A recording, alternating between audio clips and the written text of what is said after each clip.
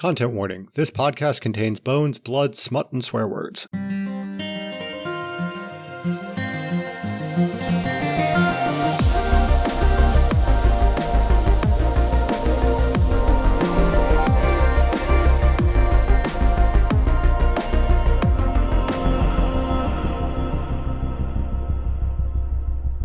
Before we get into the good shit this week, we wanted to remind you that we launched a Patreon.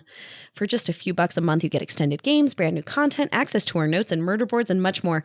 So if you're worried about missing us terribly when we take the next few weeks off publishing, you can get all the Frontline 5th backlog you've been dreaming of by heading to patreon.com/frontline5th or following the link in the show notes. Okay, now back to that sweet, sweet Bone Zone action. Wait, but first, spoiler alert, nothing is safe. Nothing. This episode is just spoiler city, people. Act 1. False things have a piquancy. The curtain opens on an empty stage. Hannah enters, stage right, pushing an enormous wooden treasure chest. She heaves it across the stage with an audible screech. Hannah, what is your costume? What is that you're wearing? Thank you for asking, Marie. I am wearing a full mermaid costume, and I'm shuffling along in my mermaid tail, which is covered in glitter, and we are shedding glitter all over the stage. And I've got a seashell bra, and I keep on tripping over my tail fin. That's what I got. Perfect. Hannah pushes the chest to the far downstage left corner and leans against it, panting, because she's been tripping over those fins. She wipes sweat away from her forehead with a rag that she pulls from somewhere out of that mermaid tail, and then carefully wrings it out over the chest before tossing away the rag. Hannah kneels before the massive wooden box. She pulls an intricate key on a silver chain out from underneath the shell bra, and with great solemnity unlocks the chest. She opens it and carefully removes a banana. Reverently, she peels it from the butt end, takes a bite, and puts the rest back inside. Brooke bustles in, distracted by the podcast script in her hand. Brooke, what is it that you're wearing? I'm going full flapper, baby. Perfect. Brooke flips a page and grimaces, realizing that they've collectively given Hannah far too much free rein. She looks directly at the audience. Well, fuck. She strides up to the treasure chest and raps on it sharply with the hilt of a dagger. Who is it? Olive. Olive who? All of these props and costumes are taking way too much of our Patreon budget. Oh. A trapdoor swings open at center stage, and John pokes his head out. Well, hello, friends. The audience applauds raucously. John, what are you wearing to our absurdist play? I am wearing a set of topical and self-referential wrist and finger bones, otherwise known as metacarpals. Oh, fuck you. John climbs out and walks over to Brooke, standing just behind her so his chin rests on her skull. This is a huge why now that I know you're wearing nothing but just a couple metacarpals. Didn't think this one through. They're giant metacarpals. They're covering my entire body. Hannah opens the treasure chest again and removes its vase with a bouquet of dried roses and skeletal hands. She pulls out the bouquet by the stems and ulna and takes a huge gulp of the water they were sitting in, then offers it up to John. Already ate. Yikes, this has really gone off the rails. I mean, it was a good run, but what were we supposed to be doing a podcast? And where the fuck is Marie? The treasure chest bursts open one final time and Marie pops her head out. She coughs up some seawater, a small clownfish, and a deceptively long strip of kelp before saying, I was inside you all along. Some people pay extra for that. Christ. Thank you. We're never getting that 5th star from that person that says the host self-insert into the universe. I'm so happy. Act 2, if you would be so good. Hello and welcome to the Frontline 5th, the Locktoon podcast where 4 dried out bone witches, that's right, Brooke and John got promoted, play trick-or-treat knocking on coffin doors in Tamsin Muir's short story, The Unwanted Guest. Side note, this is my very favorite thing that Tamsin has ever written. Okay. Today I am thrilled to welcome Hannah, playing the part of the ever-ennuied Ianthe, Brooke as the persistently polite Palamides, and John as the voice with opinions. Appropriate. I am your host, Marie, and I will be playing all of the hooded attendants you could ask for. As of today, the 4 of us are officially up to date on all the Locked Tomb as it exists so far. For the very first time, we all have the same information. Thank God Hannah and I have had so much longer to process it and to search through Reddit, because otherwise it'd be harder to keep these young'uns in their place. Today, we're breaking down the Unwanted Guest.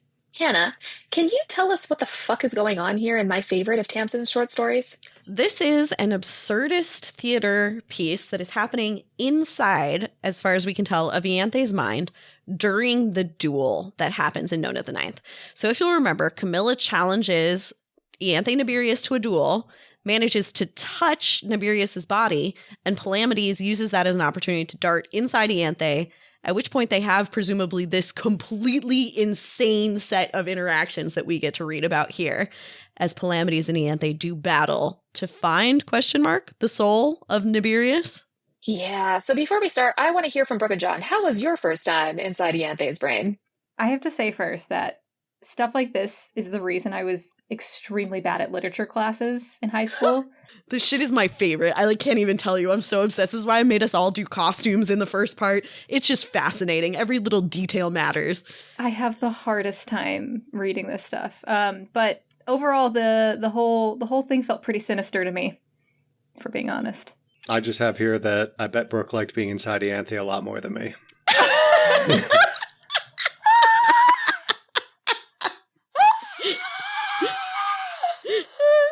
Okay, well, the curtain is about to go up, so places, people! And as the lights begin to dim, we'll ask our audience to keep their phones out and on as we present Season 3 Interstitial episode, The Unwanted Guest. Act 3, 5 minutes to midnight.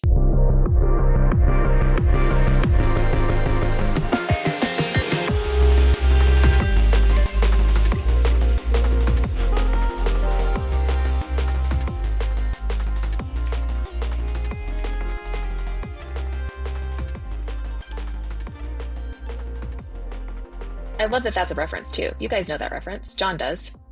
Yes? No? No. It's the nuclear apocalypse clock. Oh, okay. yeah. Yeah. Nope, didn't get it immediately. Okay. The Unwanted Guest is entirely constructed as a play that is operating within the mind/spirit space, of Ianthe, within the dead-ass body of her one-time cavalier, Nibirius Turn. Palamedes has infiltrated Nibirius's body and is going round after round fighting with Ianthe, but we've come to some sort of denouement. Ianthe has gotten bored, and so she is giving Palamedes an ultimatum. They will go one last round, and whoever wins it takes the whole enchilada. So scene 1. The action opens on a funeral. A parade of gaudily masked mourners go past a coffin draped in flowers with a tray of meat. They each take a piece of meat and lean in to kiss or feed before passing on. It's a funeral.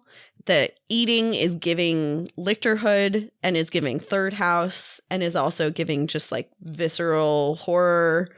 But the fact that it's also a kiss reminds me of the fact that Alecto and Nona and Harrow and Gideon all have these kiss moments that really there's this part where Nona walks in on Gideon dead and kisses her and is like, well, you just looked like you wanted to be kissed, that's all, right? The first thing that Alecto does to Harrow is bite her, which is halfway between. So there's something here about very personal connection, but it also is in the context of, who the fuck knows what?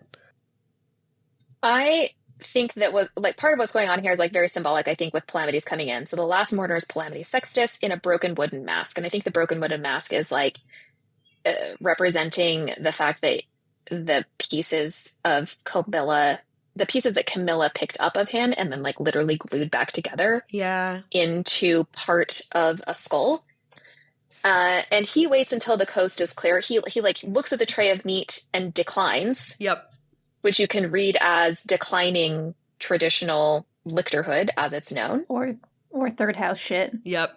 Or declining third house shit, right? One of the recurrent things that'll happen throughout this short story is Palamedes just refuses to play the game. Ianthe is playing a game, and there's a whole bunch of places where Palamedes is not for me. Instead, he waits until the coast is clear before reaching into the coffin, and Ianthe Tridentarius grabs his arm from her place in the coffin and says, "You're fucked, my lad." Great. Scene 2. Palamedes enters the same room, now empty, and Ianthe, dressed as a butler, welcomes him in, takes his card, which is a skeletal hand, and says, "If you'd be so good as to wait here," and then leaves. And Pal has a really interesting monologue here about pseudo-civility in linguistics, during which Ianthe enters again in a French-maid outfit with an enormous purple feather duster and then leaves again. At so many different points in this, they're playing these roles, and they're playing them really thoroughly to the point where it affects like the cadence of their words as well as their outfits. I don't understand what the point is of the French maid outfit or the butler. On the one hand, Ianthe is the host. On the other hand, Ianthe is whatever the opposite of a servant is. Ianthe is a person who has servants. You know what I mean? Like, I think it's a really unusual thing. Obviously, the purple is like, hello, we are signaling third house. But I don't know about the rest of it. And I do think the pseudo-civility is really interesting. On the one hand, you are being hosted and welcome. And on the other hand, you are being controlled. You are being managed. Yeah, I mean, the whole conversation with her in the butler outfit is certainly about, you know, having this actual power over somebody, even as you put yourself in a position of being differential. But then I think the French maid costume in my head was literally just, oh, she just wanted to wear a French maid costume. Not doing any real work, right? I think I always read it as like Pal has a thing for cute little Oh my costumes. God. Oh, that's the nurse costume, but yeah. Yes. There's also a line where I think it's the maid says the master will see him in the almond room. Yeah. And that's the amygdala is like named after its shape, which is almond shaped. I was so funny. glad you told me this last time, because I think I told you last time, almonds for me just immediately goes to cyanide and nothing else. Yeah. So a crew of robed/hooded figures set up the stage, setting up the coffins on end in semicircle, and Ianthe as herself comes in to chat with Palamides. I was really interested by this costume because she's wearing pants. And I agree. I could see Ianthe wanting to dress up in a French maid outfit, but I feel like Ianthe never wears pants. You could see Corona wearing really nice pants. I feel like Ianthe wouldn't. But they're like specifically leather pants, aren't they? And I think this is like Tamsin herself has said this, and like apologies for the reference, but Tamsin herself has specifically said that Ianthe is Draco in leather pants. Like it's a meme. And so she's like deliberately setting it up here Fair of like enough. Ianthe coming Okay. in leather pants. For me, this is like the first indication that this may be a soul gestalt, right? And this is something I can't see until I've read it through once and I'm thinking about it this way. But instances where Ianthe is this complex character who is not just made up of her own desires, right? Like she also has Nibirius in her. She also has, I think, Corona in her as well. Well, and she's bored. And not enjoying herself is one thing that she can't tolerate, so she proposes a final game. Nibirius's body is in one of the 7 identical coffins. Palamides can ask 5 questions about anything other than the coffins themselves, and then he has to guess which one holds the bouffant-haired, heavily lip-balmed prize. If he guesses correctly, he wins, and if not, he'll be ejected from Ianthe Nibirius once and for all, and where will he go then, with Camilla's body all fucked up and bloody? Her spleen isn't one of the nicer spleens. Mm. I actually legitimately would love to know, do you guys have an opinion on the number of coffins? Dude, no. I was like waiting for this to be a logic puzzle the whole time and like could not. So was Pal. I mean, Yeah, it's like, is there a classic logic puzzle about like 7 different things? Yes. Okay. Maybe that actually is. maybe it's a specific reference. I don't think I ever looked this up, but he says something about like, oh yeah, because otherwise I could do it in 2 questions or something. Isn't 7 just a magical number or something in a lot of... Like 7 is like a number of like wholeness. Like 8 is infinity, but like 7 is like completion or like perfection usually. Hal wastes a question asking if Ianthe will play fair. And I don't even think this is wasted. I actually, so this is classic. He now has only 4 questions left. One of us This always is- lies. One of us always tells the truth. Yeah. But I actually think it's a relevant question, and I think it ends up telling you more than you think. This isn't a game. This is something he should have heard from the beginning, is that the rules don't matter and he should stop trying to adhere to them like he's solving a logic puzzle. That's not what we're here for, Yeah, we're in someone's brain and brains aren't as logical as you want them to be. right? Precisely. So he walks downstage and the curtain falls behind him, leaving him alone with the audience and a voice that over the course of a couple conversations establishes itself as Dulcinea original flavor. Did not see that coming. Sorry, me either. It took me way too long to figure it out, and I figured it out and was so proud. And like 2 lines later, she was like, by the way, here is explicit proof I'm Dulcinea. And I was like, motherfucker. Yeah. It also makes it interesting to think about, like, right after this, Camilla and Pal are going to become Paul. And one of the questions that Camilla asks is, will she know us in the river? Oh. Like, they talked about this moment before they became Paul. That's a better explanation than before, which was none. Right. Yeah. They had to have had a conversation about Dulcinea. Okay, I like that idea. But Dulcie is very helpful because she explains that the game is not a logic puzzle, idiot. It's all about psychology. Which brings us to scene 3, where Palamides asks question number 2. Do you believe in the permeability of the soul? The hooded and masked attendants rearrange the coffins to form a horseshoe of couches and bring in cushions, an ivy crown for Ianthe, and goblets of wine, which Pal politely declines. Again, for me, this is like Ianthe becomes a new role in every single one of these, starts talking with different voices and stuff, but I feel like Pal doesn't in the same way. Pal is not playing. Pal is not being part of each of these little scenes. He's not going to sit down on these imaginary couches and drink wine with her. So it's both that he's outside of it, but it also kind of, to me, symbolizes how malleable Ianthe is right now, that Ianthe doesn't know who she is or where she is. I feel like that's also just part of who Ianthe is as a person, right? Like, True. She's going to show you what she wants to show you, and that might change from one moment to the next, depending on how she thinks things are going. Yeah. This conversation that they have, the writing is really fascinating because we've definitely got a Socratic thing going on where the teacher is asking questions, the student is answering. Ianthe's responses for the first bit of this are all in quotation marks, like she's quoting a conversation that they've been having. Yeah. That was weird. Both of them have like this weird stilted phrasing. It's though they are repeating lines in a conversation that they've had many times. And Ianthe doesn't believe that the soul is permeable or divisible. However, she does believe it is malleable because when a revenant is formed, it retains characteristics from its earlier life. So then Palamides points out that if the soul can be permanently changed, then they should consider the possibility that it could be diminished. And Ianthe just is over this whole Socratic pseudo-intellectual play that they're putting on, and she switches back to Ianthe classic mode. The soul obviously cannot be diminished. In Lictorhood, the calf's soul is a perpetual source of energy, and therefore it's not being consumed in any way. And I feel like this is a problem because this is assuming that the only thing you're counting is energy. Like the amount of energy it produces is not necessarily the same thing. Maybe being diminished is the wrong word to ask anyway. Because ultimately what we're going to learn through all of this is that things bleed into one another until you can't tell the difference, that a soul being close enough to another soul transforms that soul. And it's hard to tell whether it's like little pieces become stuck and you're now made up of multiple things, or if it's just that you change forever in response to the things that you encounter. Right. What is a glucose molecule from an item of food versus a glucose molecule that your body made? Yeah. Versus something like synthesized in the lab. Sorry to like skip ahead, but Dulcie will be, annoyed that Pal is using dumb questions, using up his questions for dumb shit like this. But I find this so fucking fascinating as a debate and as something to think about is what does it mean to be, can you fracture a soul? Do all the parts of a soul, if it's in two different places at once, do they know what the other part of the soul is thinking and doing? Are they affected by do we have quantum entanglement? Do we have right. I don't know. I think this is such a fascinating set of questions that I want to meditate on. Yeah. So basically Ianthe kind of like decides that this whole thing is over and the scene shuts down at this point. But like, what was the point of the scene? Is it just to show that Pal started off on the wrong footing, that this was not... I think it's to point out that Ianthe has like a very set way that she's thinking about it and that it is impossible for there to be actual like mixing of the souls.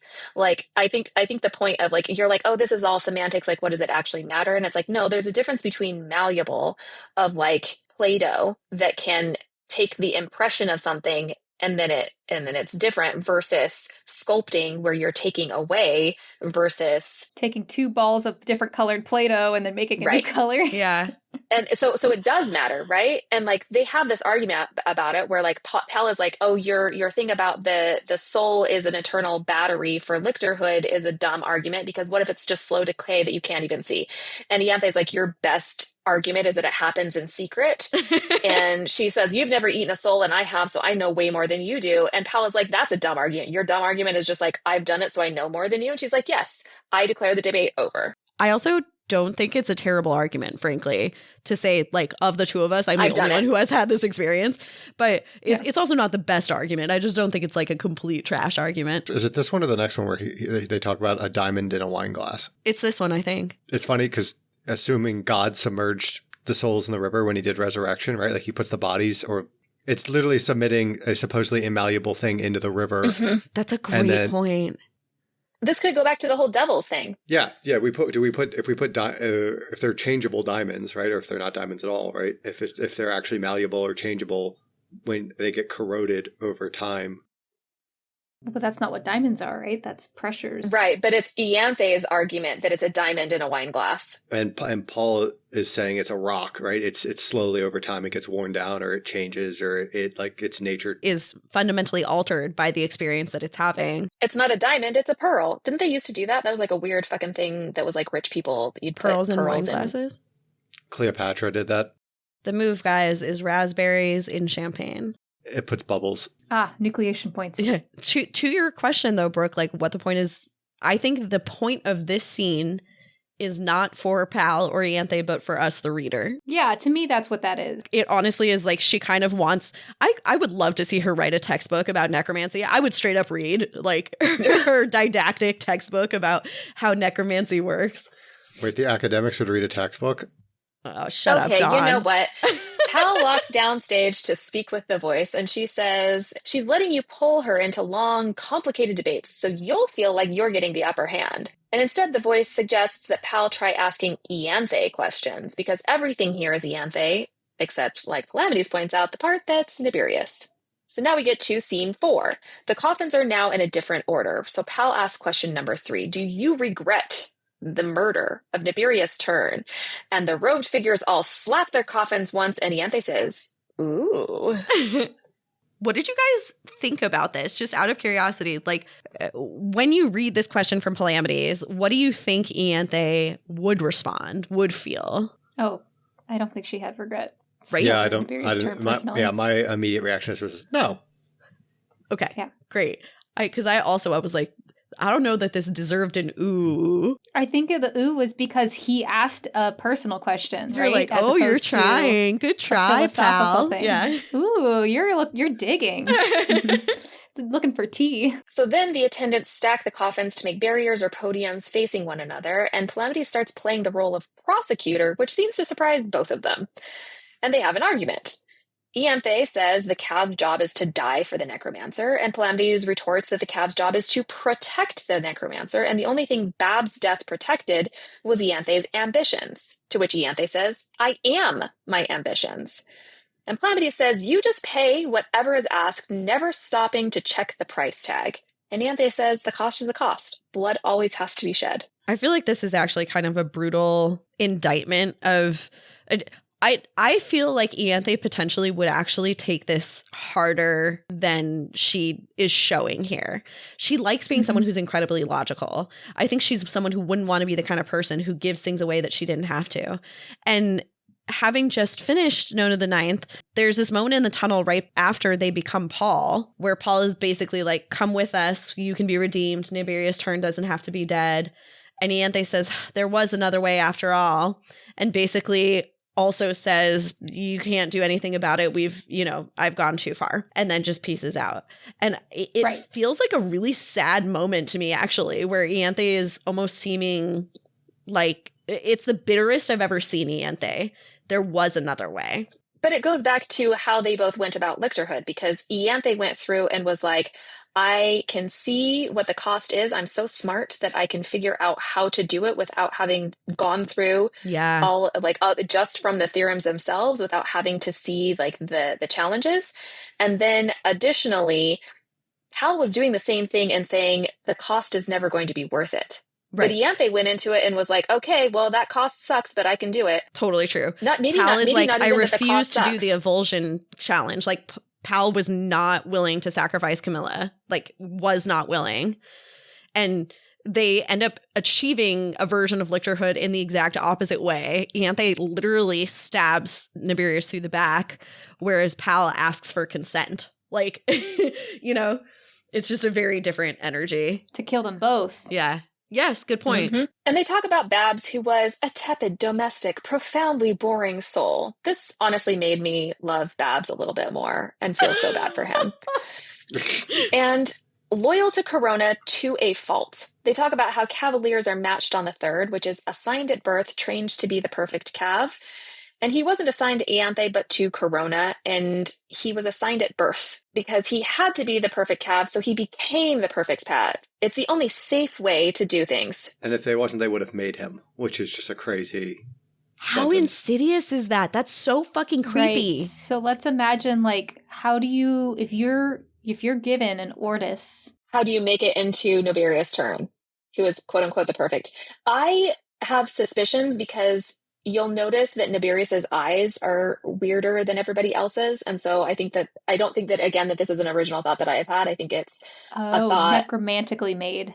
Yes. That, like, because his eyes have, like, these different color flecks in it, is, like, do they literally, like, fuse somebody into like, who is going to be the cav? They fuse somebody with the talent or the drive or whatever. It's really interesting too, because the way she says it here, where she's like, it's the only safe way to do things. And I'm like, this is an insane way to do things, to assign someone at birth and you don't know if it's going to work. Is saying. It's like, what? No, you choose the best person for the job. What is your dumb fucking... But if it's you create the best person, I think that's really insidious and totally believable. Nepotism is not generally... the best approach. Yeah. And there's this weird moment that I like still haven't totally figured out, but at some point in here, Ianthe says something like, it's so weird to hear someone call him Turn, because Palamedes is referring to him by what is ostensibly his house name, but it suggests that either that's not his house name or that no one ever, she and Corona only ever called him Babs. Like, there's something fucking weird about that. I think that's a truly weird moment to have. I think it's like a respect thing, maybe, right? Of like, he doesn't deserve the respect of his house name. He is only ever given this diminutive nickname. Yeah. He's called a prince on occasion, but yeah. Yeah. Hal to all of this is like, what the fuck, Ianthe? You knew him literally since birth and you don't regret killing him. And Ianthe says, no. I feel like I should have responded to that in a more, pal way, because I didn't. She's describing this and I'm like, that seems like a bad way to do Cavaliers, instead of, oh my God, you literally murdered your childhood friend. Cradle buddy. Yup. Yeah. And so then Pal heads back to his curtain corner to chat with Dulcie/The Voice, and he's pretty icked out that Ianthe saw Noberius as nothing more than a perfect tool. Sorry, a resource. Totally missed that. That's great. And at this point, Pal lights a cigarette and has a super trippy moment because he did it flawlessly with like perfect muscle memory, and he has never smoked ever. He's also never looked that cool.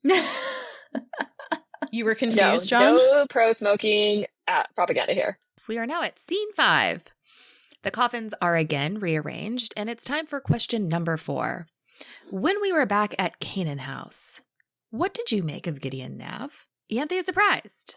Palamedes throws some trash talk. Ianthe is surprised again. I love this for multiple reasons. I realize that Palamedes does not trash talk, and that's like part of how we'll figure out at the end that this is, that there's some sort of gestalt mind meld going on.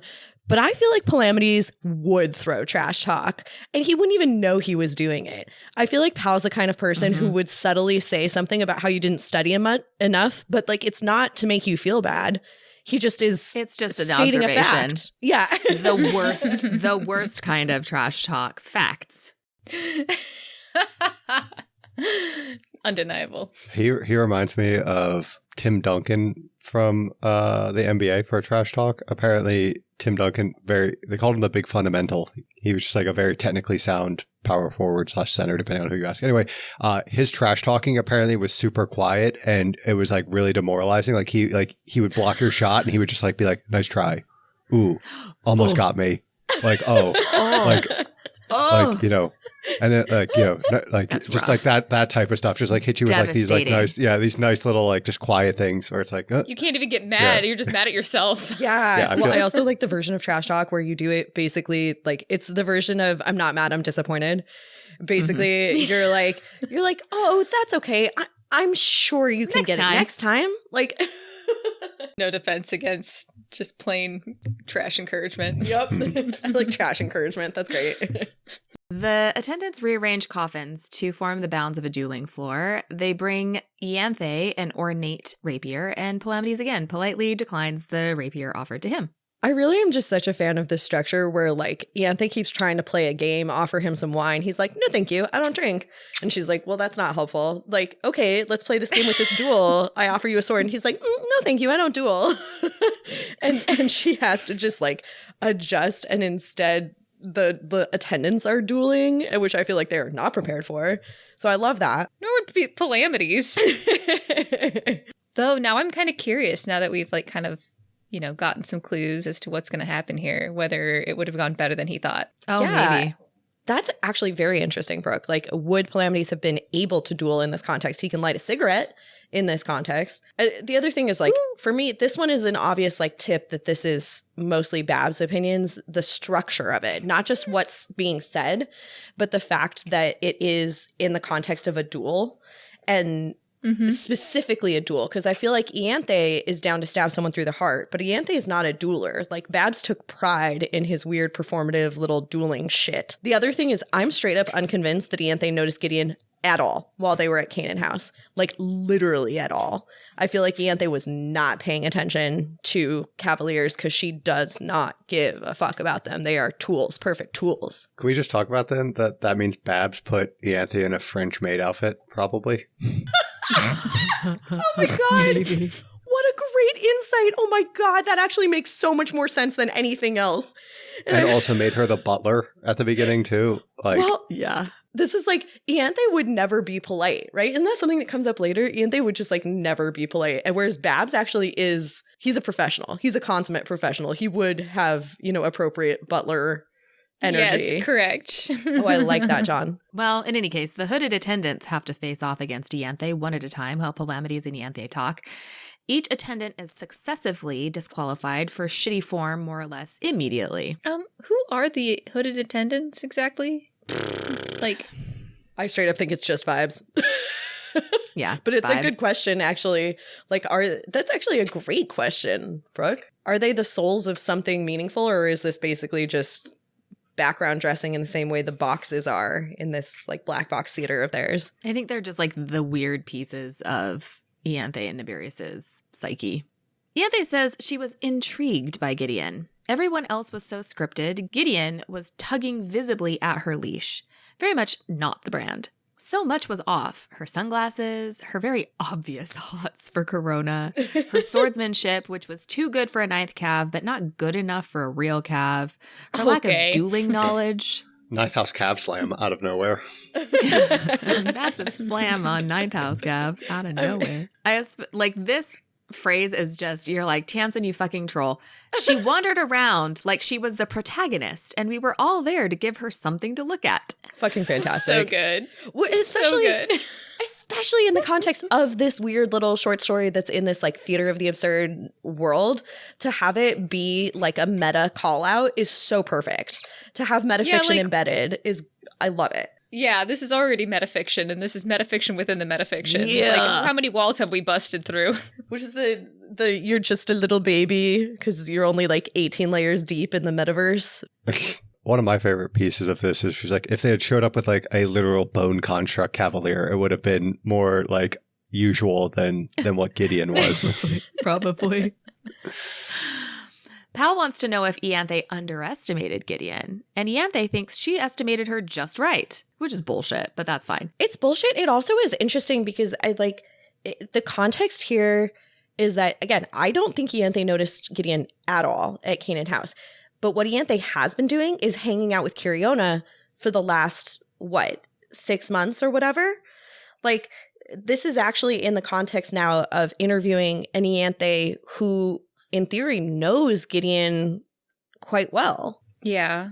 I guess the other option is that these are Babs's observations more than they are Ianthe's. I think that's right. Well, that's what we're going to learn here, right? In a little bit, is that we think it's definitely Babs's, at least coloring her interpretation of things. Yeah. Calamities heads back into the corner of the ring with Coach Dulcie, and Dulcie quotes Hamlet.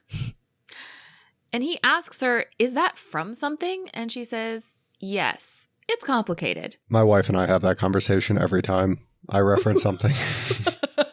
Where you say, yes, it's complicated. Is that from something? Yes, it's complicated. Then you go into the explanation love and your wife that. walks away. Yeah. I've definitely told this story on this podcast before, but like for the first year and a half, 2 years that we were dating, my wife didn't watch like any pop culture movies or like really anything, like any movies at all growing up for the most part that are like in the zeitgeist. And so I would reference, being a person who's alive in the 20th and 21st century. Being a white guy who's like, sense of humor is like 70% movie and like comic book and book Same. references. I would reference things and she would be like, haha, that's so funny. And then like a couple of years later, she'd be like, oh, you were referencing movies like as we started watching movies together. I think she just thought I was being weird or like just, turning a phrase here and there. She loved you anyway. I know. Okay. It's true love. Here's the thing. I feel like I'm the kind of person who would do that and just like never tell anyone and I want you to like me so much that I'm laughing at your jokes. Your wife is not that person. Like No. I think it is remarkable. Not even that a little she was, bit. Yeah. This also reminds me of currently apparently what's going around on my algorithm is everybody wanting Keke Palmer and the guy who does Hot Ones to get together. Sean Evans, yes. Yeah. Because there was like some little clip or like I there's don't know what things of this them is, but I doing love it. together. But no, it's just like you watch them together and you're like, yeah, could you just like, have you been dating secretly or whatever? And probably the funniest one is like somebody put a clip, like a picture, and she's like head thrown back, like leg up, just like cackling at something stupid he said. And somebody was like, yeah, no man is ever that funny. Like you're in love. Like just do it.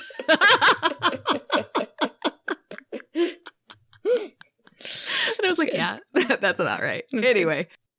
Okay, hold on. Within this, what do you guys think about the fact that Dulcie can quote Hamlet? Like, do you have feelings about have this? my thoughts. That's super weird, right? I just think it's meta. Again. But she knows that it's something. It's not like it's just Tamsin dropping it in. She says that it's from something, that it's complicated.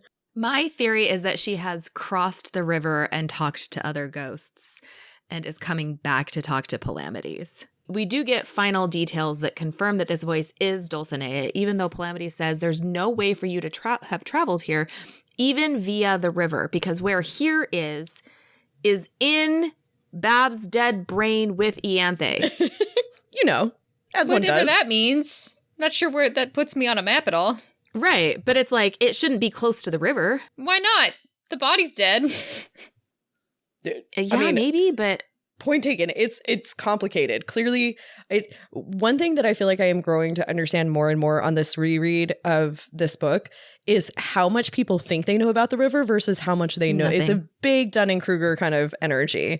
There's like a number of things that happen in the last couple chapters of Nona the Ninth where Pyrrha or Pal will say some variation of like, oh, but that's impossible. You can't go through the river that way. And boom, they do. So fucking calm down. Yeah. Yep. And I think like what happens to a cavalier's soul, it's not that they necessarily escape the river, I don't think, if that's where dead souls go. But there's definitely... Well, hang on. Let's talk about like what Dulcie says, right? Because he won't totally trust the situation until Dulcie quotes particular things from their letters to one another. Mm-hmm. And then he says, there's no way for you to have traveled here, even via the river. How are you here?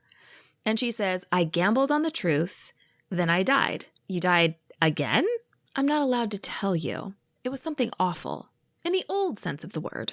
And now I'm not in the river, and I won't ever be again. Fascinating. Whatever any of that means. And I think it means that we have no idea what the fuck the river is, and hopefully we find out because it seems like it's a major plot point. Yup. But then keep going because then it's even more confusing. Well, so Palamides may never get another chance. So he tells the voice, I loved you. I love you still. And Dulcinea explains that she didn't want to steal any more youth from him. And he says, merely by loving you, I added to your torments. And she says quite sweetly, yes, and also my agonies. And in the real like Is this what a chronology throuple of this, looks like? I mean, he says something very similar to Cam, actually. They have a very similar conversation about how ultimately just by loving you, you add weight to someone, you add a burden and a responsibility to them, and it's worth it, right? This is like the cost of love is always some degree of agony, but you opt in. Does that mean that Dulcinea rejected the throuple? Dulcinea, I think what it means is that Dulcinea was trying to not add to his agonies, even though she did by rejecting and It's a similar very strange to relationship Cam. between these three. See, I also read it as like he was forced to grow up faster because he was trying to find like a cure for her like The illness and kid's the everything else. warden. This kid was always going to grow up this weird. He'd find something to attach to. She might not feel Stop that it. way though. Like, you know, And I don't mean weird in a derogatory sense. It's a funny thing though. This is like a classic thing that pisses me off. This idea of, oh, well, I'm going to break up with you to save your heart. And it's like, fuck you, dude. Don't No. be taking away someone It's else's gotta be agency. selfish. Yeah. Well, so Pal says he'll find her on the shore of the river, and Dulcie says, which shore? What shore? So we're is off the edge of shore's the not map. the river? Here there be monsters. Yep, Or we're off shore's the not map. rivers? Like, the shore of the river is still the river to me. And she says she's not on the river. She won't ever be again. Except she's on a shore, but that's not the river. But which See, shore? This is all And so this is the thing contradictory. where Hannah and I started having this conversation of like, there's Oh, not yes. just depth in the river, but there are two shores and you can cross the river. So this Right, makes same. me like, this is my canon is like that Dulcie is on the other side of the river. She is I agree. beyond I think you the have. river. I think I agree with kind of what you've said, but I don't get the died again. Yeah, this goes with Abigail's heresy of the river beyond. So, what are the chances that like her thing saying I gambled on the truth and I died? Is that meaning, is this like referencing that river is like a purgatory and like in order to truly die, you have to cross to the other side of the river somehow? And I she like that somehow managed interpretation. To do that? I like that a lot. I'm not sure what awful in the old sense means. Well, I but mean, full of awe, right? Something like magical and Oh. awe-inspiring. never thought about that. Cool.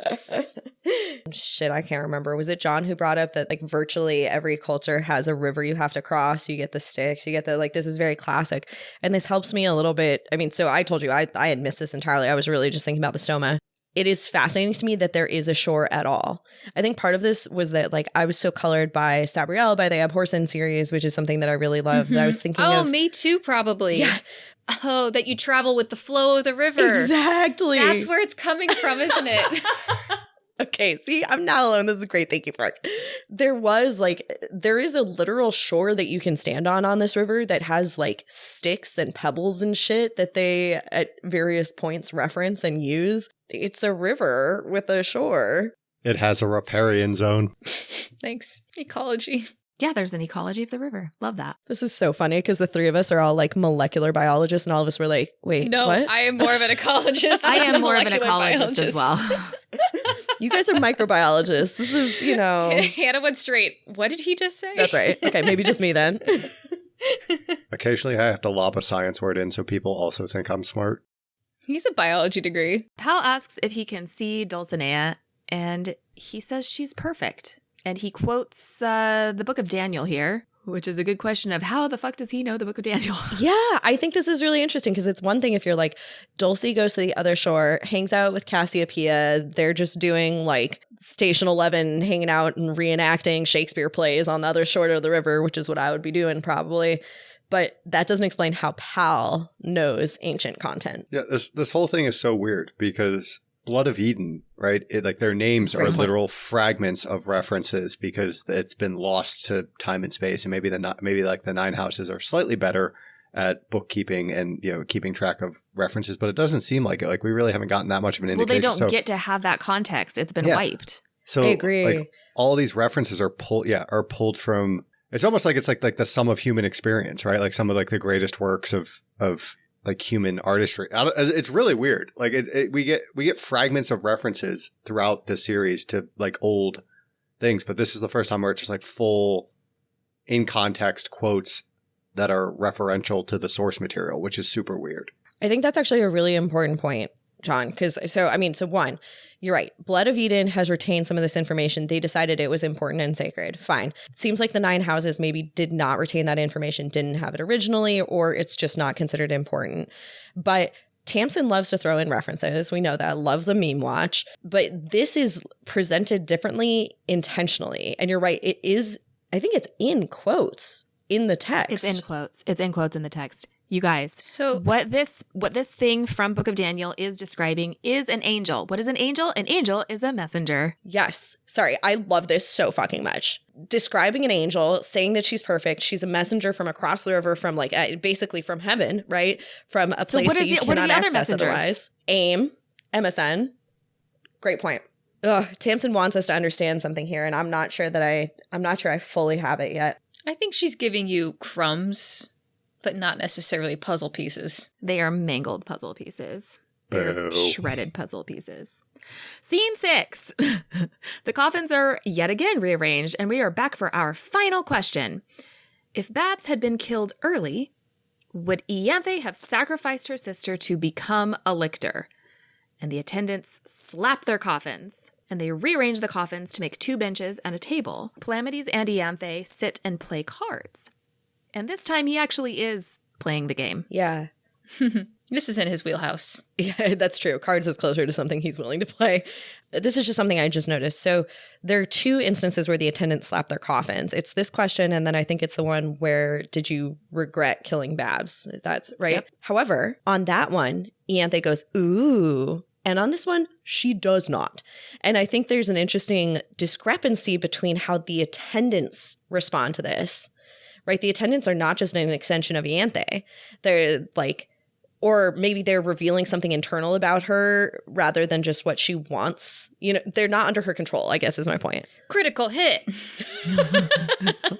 Ianthe says that killing Corona and consuming her soul would have been a rather peculiar thing to do. The Cavalier is not just a battery, but also a defensive system, and Corona is not a swordswoman. Wow. Creative defense. I feel like this is some weak shit. Me too. It's kind of weak. Pal points out that defensive capabilities can be trained. And Ianthe explains that when the autonomous layer takes over, it's just the Cavalier's abilities, which are frozen at the point of death. And Pal says, are you sure? And I think this is absolute bullshit, because if this were true, why would everybody have been fucking practicing on the Mithraeum before number 7 came? Yup. This is super important, actually, because it implies... God, there's this part where Paul is like, Ianthe, come with me. There's time for you. There's time for Nibirius. Nibirius not dead yet, maybe. And that shook me this time because I really have been reading the original calves that were eaten by the lictors as full dead, you know, for whatever dead means in this world, that they are like dead, can't come back. But the idea here is not just that Ianthe can train her abilities, but that the autonomous soul can. And that means there's room for growth and distension of that soul, that soul still has something going on, that it's not just a battery. The idea that Nibirius is still in there is kind of freaking me out. It's more horrifying that way than if it was a dead soul. Strong so agree. Much more. Pal keeps pressing. What would she have done instead if there had been no one else left? If Kitharay I is coming up the stairs and the Tridentarii are the only survivors, do you fold or raise? And Ianthe says she wouldn't kill Corona even under those circumstances. Corona is her twin sister. And Palamedes says the goal is always worth the cost. God, I hate when people quote yourself back at you. This is like one of the coldest, most vicious things you can do to a person. Wow. Who goes along with our idea of what Palamedes trash talk would be like. Yes.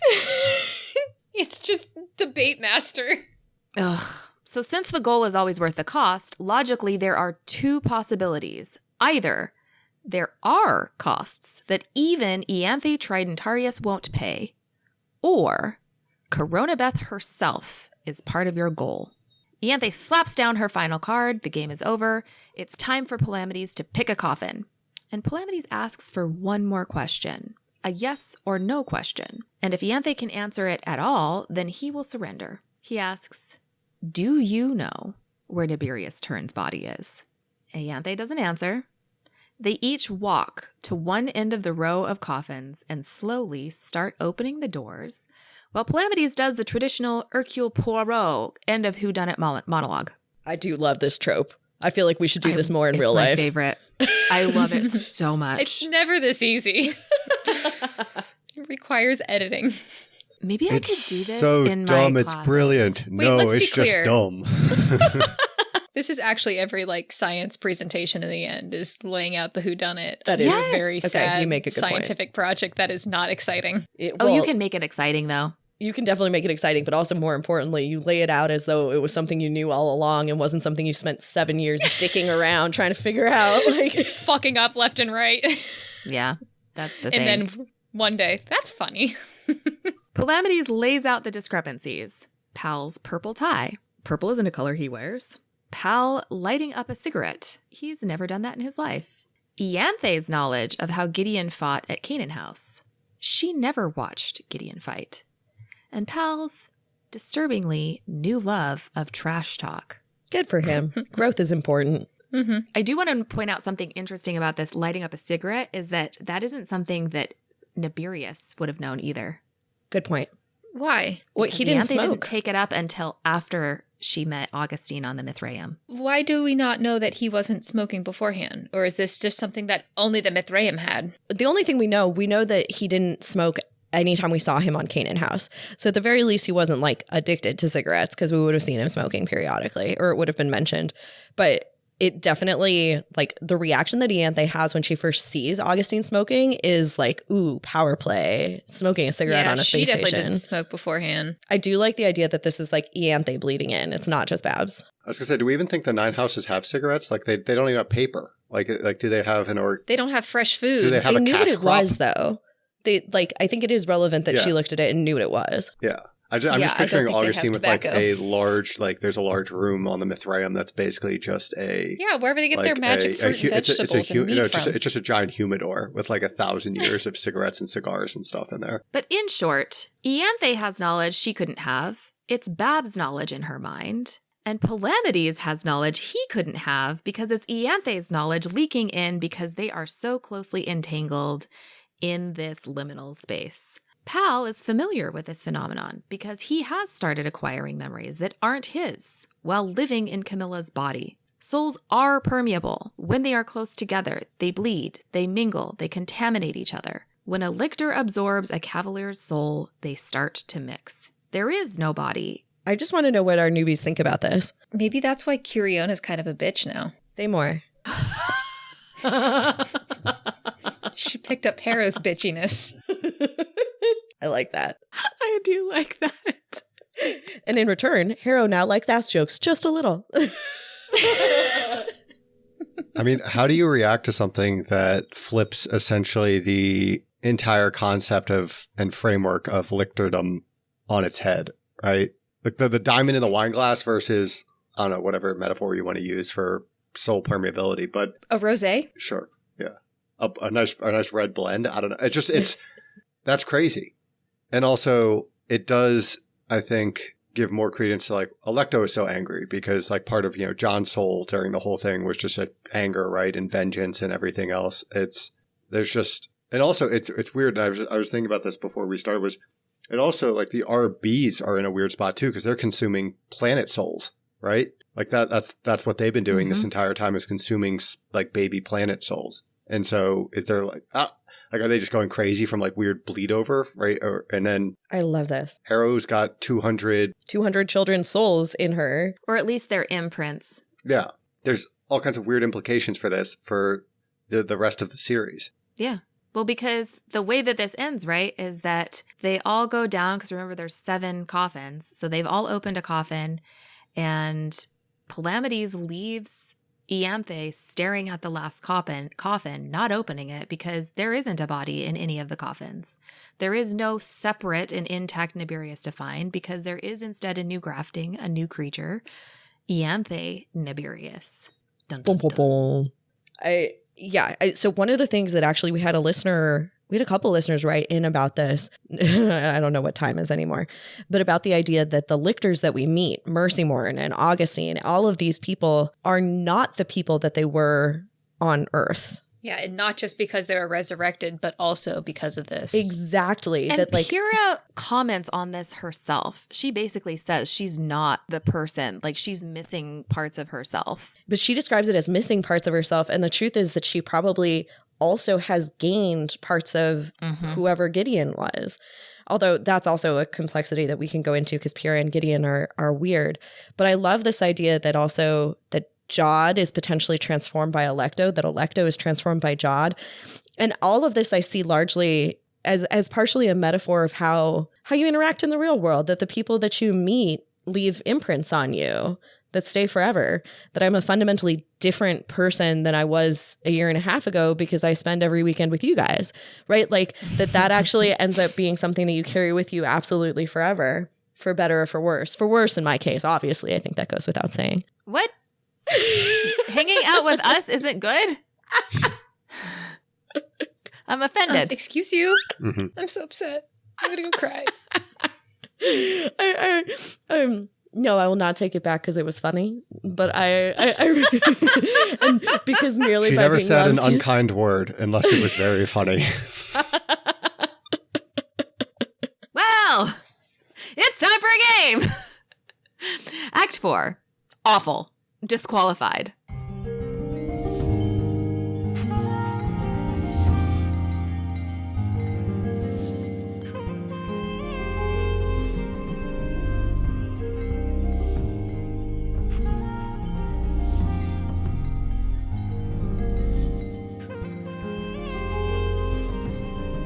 This week, we're not playing a game. In fact, we refuse to play a game. We break the game.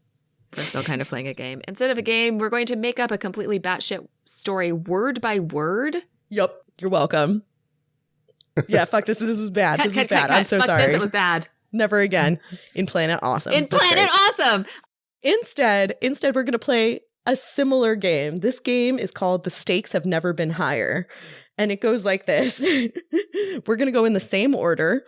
And we're going to tell a story, but we're going to tell a whole story. So Brooke will start telling a silly story. And at any point in it, John can jump in and go, but at that very moment, and then announce what has happened. And it will shift into John's story, into whatever bizarre world John is taking it. And then I will jump in and say, but at that very moment, and cut off again, because this is Tamsin's favorite device and we're going to use it. So the stakes have never been higher. Brooke, do you want to take it away? Sure. I have a story about two little ants who went out looking for some food for their entire colony, and they're just minding their own business, hunting around. One goes west, one goes east. The one that goes west ends up in crawling up a tree trunk. As it crawls up the tree trunk, it finds some nice little sugary deposits, and it has a nice time, and it goes back and brings it back to its But at that colony. very moment, Ah! at the cantina, there is a group of grasshoppers, and they are plotting to make sure that the ants can never rise up against them. They are discussing that there are many, many ants per each grasshopper.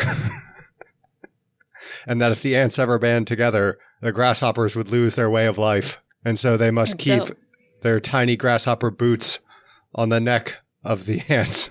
But at that very moment, the elephant let loose a mighty stream of urine, and it flooded the cantina, and all the grasshoppers drowned.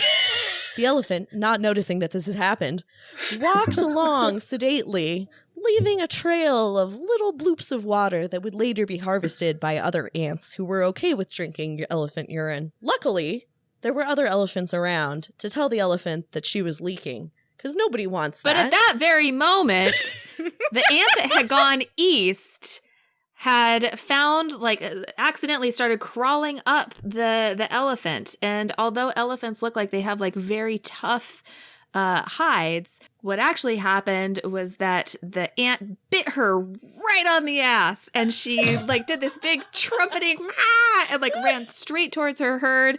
And it trampled the entire anthill, and that's the end of the story. And so the moral of the story is... I don't think that was any better. I loved that. I thought that was great. I think we should do it again. I think we should keep going. The moral of the story is... What is the moral of the story? Don't let Marie finish the story. Is Only go west, young men. The moral of the story is that John doesn't have an original thought in his body and everything's just a reference to something else. I fucking love A Bug's Life. Don't you dare. I apparently gave you Bug's Life, so... I adore Bug's Life. I think it's clear we've gained nothing from either of these exercises. So instead, let's Sorry, dive everyone. right into rampant can't all be winners. speculation. Act 5, Malice Aforethought. So, let's talk soul melange. Tell me, dearest co-hosts, what are the implications? Dude, I'm really unhappy about this idea that these souls are the souls of the calves that have been consumed are not just like, you know, eaten up and like redeposited, but rather still have their own shape. They have their ability to take over as most of an entity, to then learn and grow. Like what you were saying before about this, the implications of Cavaliers learning how to fight better means that they are still there. And it feels very sad and lonely and depressing. Well, I also think it's an interesting question. Like, can they then be removed? And I think part of the implications here is that once you've touched someone, you can never untouch them. This is part of Paul saying you can't take away loved. That like, it, you know, even if you could separate out Nibirius would always have some of Ianthe, and Ianthe would always have some of Nibirius. I don't know that that's a bad thing. Curiona, maybe, right? That's kind of the only time we've seen them separated. Yeah, this is a good point. That like, how much of Curiona has pieces of Harrow in it? We just assumed it was just incomplete and therefore holy and yeah, right. And shit, we don't but know what it's interesting because we don't know what Harrow is going to look like post having one lost Gideon as part of her soul melange, and two having been rubbing up against like basically Alecto's soul, like basically being part of Alecto for a while. So I don't think like Harrow is not going to be Harrow the way that we know her, the same way that Curiona is not going to be Curiona, or like Curiona is not Gideon. That's why the river scenes were what we were seeing. Yes. Oh my god, I've been trying to like figure that out. We haven't done our like end of book rampant speculation yet as a crew yet, but like one of my big things that I had a problem with was like, why is Harrow in these river scenes that are clearly meant to be Alecto? But this is what she's there. Yeah. Hal is saying about he's starting to have memories that aren't his own. Yes. Yeah, it's this like mixture. And it's also kind of interesting because so in those scenes we have Jod talking to you about how you were so sick. That's clearly Alecto, that's clearly Earth, but also talking to Harrow. And it makes me wonder. There's also weird quote things. Yeah. Like the way that quotations are used are very specific, and they're probably telling you if it is a memory where it's Alecto's memory of him talking to Alecto, or whether sometimes Jod is Jod's soul and Jod is there too because Jod and Alecto are still intertwined. And so it's like Jod is actually there and realizing that Harrow is there and actually literally talking to Harrow. Yeah. No, I love this. And the other thing here is about Nona, right? Like Nona is Alecto, mostly sort of is some sort of mask. But I really feel like there are moments you can go through and pull out things that feel like Gideon or that feel like Harrow just a little bit. The two-hander sword grip. Yeah, although, okay, so two-hander sword grip, That though. might be Alecto. That might be Alecto because she has a sword in her coffin. Oh, true. Yeah, but it still feels like there's these little bits that bleed through. I mean, Nona does laugh at ass jokes. That's just true. And maybe ass jokes are just always funny, just like the coccyx is always the sexiest bone. But it's also possible that some of this is what comes through. And so the other thing I wonder is whether Alecto in the next book will be the same kind of like soul of vengeance monster that we see Mercy and Augustine describe her as, or whether she'll be partially colored by the fact that she's now actually had this really close contact and experience with what it feels like to be human. Right. Yeah, it's putting us in like a very we've broken the rules of the game, right? Like we had for 99% of the series, we thought we had the rules figured out, and now the rules don't apply anymore. And so now, we're in this weird spot where we're trying to figure out how much things are bleeding through to each other, how much of it, right? Is it a tiny bit? Is it a lot? Like how much of Pyrrha is Gideon? How much of Gideon was Pyrrha? Like just going through all the lictors. And then also like, does any of Wake potentially bleed into Harrow because, she was haunting her, right? Like there's all kinds of weird implications now that we haven't considered. Yeah, that's a really interesting one. And is that why Wake is so good at some parts of from haunting a necromancer? Did we pick up there's all kinds of are Wake and Gideon, or Curiona rather, Wake and Curiona like good at necromancy or know more about necromancy now because they've been like haunting necromancers or been like attached to as a cavalry? Like there's there's weird implications there that we're going to have to figure out. But also it makes me question the scientific rigor of the ninth houses where they didn't figure this out beforehand, right? How did like maybe but they just why didn't have enough. would they? Yeah, I guess why would they but need to? Lictor production was not a thing for 10,000 years. Nevertheless, I mean, Calamity's first question here for Ianthe, where he's sitting there and asking whether souls can be diminished. Like, clearly people think about this. Yeah. Right, but they don't have a ton of evidence to inform their answers, is what we're understanding. And Abigail, you could argue, maybe had a lot of these thoughts, but like there was no real model for testing it. And I mean, Right. and it's also like I guess like it sounds like it's almost one of the based on the way that Ianthe, it's like a foundational like theorem basically of like how they built their understanding of necromancy, right? It'd be like us saying, oh well, like there's actually some like finer detail, like gravity doesn't quite work how we think it does, and so then we'd have to like readjust our entire understanding of physics, right? So like you're questioning essentially a basic assumption. Of things, but also it's funny because like the metaphor of Cavaliers becoming like the battery for necromancers, batteries corrode, right? Like that's like the the whole thing. Like like if you just follow the metaphor to like the natural extension, it's like they eventually stop working because it corrodes away and mixes together to become not a battery anymore, just a solution. People in this world suck ass at analogies, though. Yeah. That is true. I also think it's interesting for the implications of the original lictors' personalities, of maybe part of the reason that Gideon seems so weird is because Pyrrha has basically like walled herself off. And so, he is also missing parts of himself. Like they're both kind of missing parts of themselves, and they're not like totally full people because there was this melange, but they've walled themselves off, and so they're each just less than a whole. But it also explains a little bit about Mercy being such a neurotic, like religious zealot, but also very clearly the scientist, because it's like, who was her cavalier? Her cavalier was the nun. Mm-hmm. Wait, her cavalier was the nun? Her cavalier was the nun. It was Mercy's nun. Why didn't I know that? There's a reason, like when they're talking about like who C is, part of the reason that A's little brother doesn't get a name is because A's little brother was Alfred, and it would have been another A. Part of the reason that Mercy's nun doesn't get another letter is because C is Cassiopeia, and Mercy's cavalier was Christabel. But N, who is Nigella, who was Cassiopeia's cavalier, does get a letter. Okay. I will say, I think that's true to some extent, but I also think Jod is just a douchebag. I also think that like Alfred and Christabel were basically the only people who had really interesting information and thought bigger and differently than he did. It's Christabel who's like, you have to find the soul. And Jod is like, fuck right off, until he realizes that actually is something really important.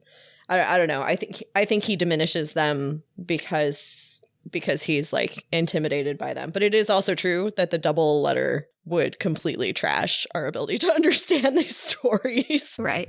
Well, and I think there's other evidence, because I think it's like there's something about how they say they miss, do they always just say that they miss Nigella's cooking? Because I think they say like they miss Cassie's cooking, but it was actually Nigella who was the cook.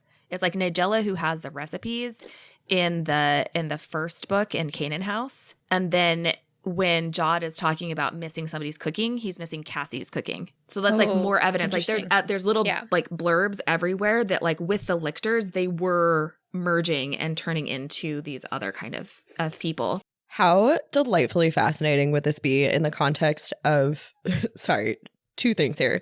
Cyrus and Valency, who were the ones who painted large naked pictures of themselves. And I appreciate that. Afterwards, they just got to be obsessed with their own self, They were like, yeah, I am beautiful. But also Ulysses and Titania, who were never people. We never met them. There's no reason to believe their souls are the ones who went back into them. They may not have known each other. No. They're just bodies from the facility. Yeah. Well, yeah, we talked about this, project. I think, last episode, where it's just like, is resurrection stuffing the proper souls back in the proper bodies, right? Like, is there, like, is part of it just how do you find them? Literally forcing, like square pegs into round holes type like situation, and that's part of like what's causing the issues here. Is that although it's from this though, it's souls can be deformed, right? Souls can be carved up. They can be made to fit the container, essentially. So I don't know. What a crazy bastard thing to drop at the end of the series. Like what like an absolutely insane, just like, oh yeah, this is the short story at the end of the end of the third book that we're just going to throw out there while you all stew. Let's be clear. I would have never gotten any of this if we hadn't done this book review of it. Well, and also I think that probably one of the things is like this is probably the thing in the series that like Hannah and I were like, oh, like we can do like full series like theories now. Like we can all do theories. And then we're like, actually, you can't, because this changes so much about a lot of our theories. So like this goes into part of my theory of what I think the devils are. Like I think the devils are degraded souls because if you know that like there's evidence that the souls can change over time, and then you have like these little breadcrumbs of you've left them too long, like where are all the souls? Like what is resurrection actually? He doesn't continually do resurrection. He's only done it once. Like everything in the river like looks terrible and bloody and disgusting. Why are they on the ninth house is because he just did this fresh resurrection. I think and put them on the ninth house. Yeah. Right? It's like something gave them that, a way in. Yeah, it's and it was the young ones, so it. Yeah. It's what. Well, you remember what Gideon says about Crux? It's like they just attach to the wound and they'll just like hang out, right? Like it's also yeah. I really do like that, and also like again, just going back to like sticking the river is brackish, right? It's partially saltwater, and what does saltwater do? It corrodes, right? Like it. Like if you're stuck, corrodes that battery. Yeah, well, not even just the battery. What are we talking about? Like potentially corroding the soul? Like if you stick something underwater for 10,000 years, it's gonna come out looking pretty janky. Yeah, very different. Yeah, I like the idea that it corrodes. I also really like the idea that like the idea that souls can meld with one another. Also, I'm interested in whether souls can just be diminished or whether they can be fragmented, right? Like Wake actually attaches herself to like a whole bunch of different things over the course of being a revenant. Is she broken into pieces, or is she like permanently maybe thinking of the soul as an amount is the wrong way to think about it. Maybe it's more like thinking about it as a quality that can then exist in other places as well every time it touches them. I don't know. There's something crazy here. The souls that we see at the beginning of, not souls, the bodies that we see in Harrow that are like in there, just like ready in stasis, essentially, to be used to repopulate the ninth house. The bodies are just like in stasis, right? Like it's like what Ianthe was trying to figure out with the apple, right? It's like, how do you just keep them paused there for 10,000 years? And they're just like they're just vessels waiting for a soul to be brought out of the river, right? Like that was kind of my read of it, was that he needs to bring them to the surface. So it could be something though, like where it's like the tripod theory, right? Yeah. Of like a body with a soul, but no Thalergy is not alive. So they could be bodies with souls that have not been woken up. So yes, inject them with. So then you inject them with thalergy, and now they're there. And that's actually what the resurrections were, was putting bodies in souls. But then the souls are hanging out in a dead body. Yeah. So you need to jumpstart for a them, long right? time. You just need to give them some juice. Yeah, you have to give him. You have to jumpstart him, right? Because that's the problem with Gideon, is That's that how Gideon Harrow is was a revenant. Yeah, that seems to be how Harrow was made as well. Which also leads to, but we can do this in like our very rampant speculation, but I want to put it out there. I had this bonkers, I like have it like written somewhere in a note that's like bonkers theory. What if all necromancers are resurrections? Like Harrow? Like they're a spontaneous resurrection? Is that why there's no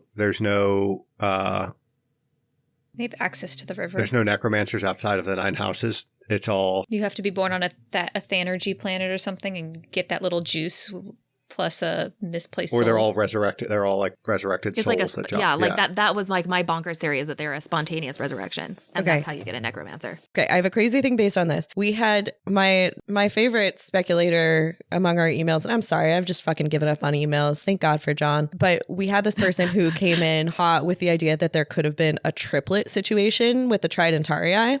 That actually, so because Ianthe almost died, right? And Corona almost like killed her in the womb. and her parents risked intervention. The question was like, what if there was a third who did die? And if you think about it as a necromancer has to have basically some other soul dying in order to like, you know, so Harrow is 200 souls, but if like necromancers happen basically spontaneously when you have a twin situation and one of the twins doesn't survive, that kind of thing, you could actually have a circumstance where there were 3 of them and one of them didn't survive, and that's why Ianthe gets powers. In which case, it's not completely random. There's genetic proclivities within the leadership lines, right? True. I like this too because maybe it's a genetic proclivity for twins. That's what I was gonna say. Is it a genetic proclivity for twins where it's basically like the absorbed twin thing, and that's what makes you a necromancer? Yeah. What were you gonna say, John? Oh, I was gonna say, just going off your theory that all necromancers are like resurrected or part of that.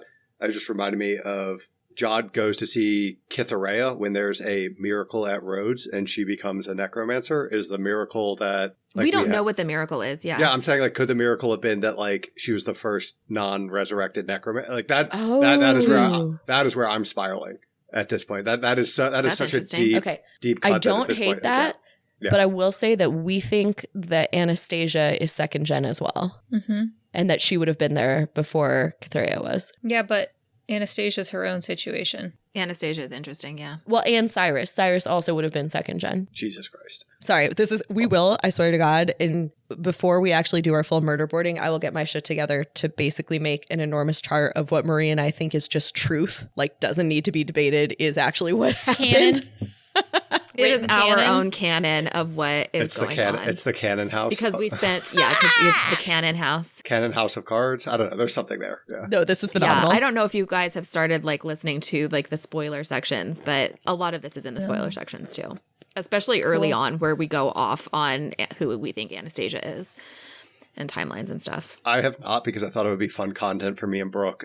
Well, with that, I think we're going to close it out. So we are taking weeks off of publishing. We will not abandon you in the Alectopause. No, but we'll be here. Abandoning you for some summertime amount, and then we'll be back. And we don't have a plan yet. Yeah. Well, we have some plans. We have concepts of a plan. Concepts of a plan. Cut that. When we come back, we will do some serious murder boarding before diving into some new books in the Alectopause. So, Act 6. See you next time, my little nunlets. We will be back in some weeks with some other level group murder boarding. If you want to follow along with us, our reading calendar will be available on our website at frontline5th.podbean.com, and you can follow us on Instagram and TikTok, which are linked in the show notes. If you enjoyed this podcast, please tell your friends and give us a 5-star rating anywhere you can. And of course, if you didn't enjoy the podcast, feel free to lie. We have a Patreon, which you can join for access to bonus content every month. You can become a patron, and they are all scholars of the theater of the absurd at patreon.com/frontline5th, and you can check out our merch at our Redbubble store linked in the show notes. Finally, if you have any fun theories you'd like to share with us, feel free to email us at frontline5th@gmail.com. And with that, I'll just remind you not to unlock any tombs or enter any doors without permission, because you know ghosts. Bye! Frontline Fifth is a Lock Tomb podcast conceived by Maria Adamako and starring Maria Adamako, Hannah Grunwald, Brooke Anderson, and John Ryan. Our cover art was designed and created by Maria Adamako, who also edited this episode. Our fabulous music was composed and recorded by Blake Anderson. Sonia Grunwald designs our killer merch. Hot. Gorgeous. The Lock Tomb series is a completely dope-ass book series by Tamsin Muir, who does not know we exist and is in no way affiliated with this podcast.